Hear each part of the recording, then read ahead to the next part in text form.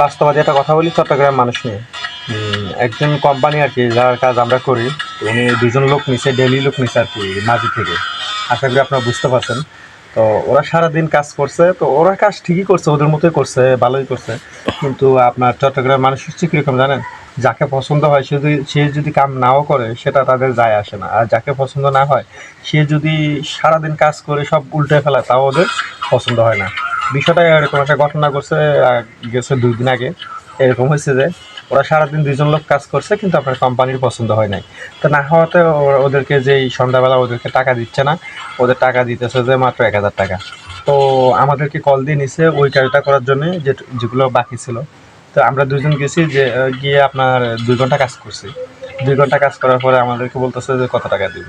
তা আমরা বলতেছি 1200 টাকা দেয়। তো উনি আমাদেরকে 1000 টাকা দিয়েছে।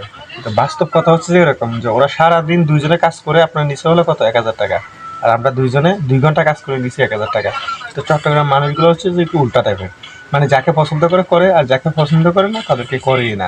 আর তারা যদি জানটাও দিয়ে ফেলে তাদের কিছু আসে যায় না। তো এটাই আর কি। তা আমি আশা করি মানুষের সাথে এটা অন্যায় করা হচ্ছে, যে ওরা যেটুকু করুক ওদেরকে পাওনা মজুরিটা দেওয়া উচিত।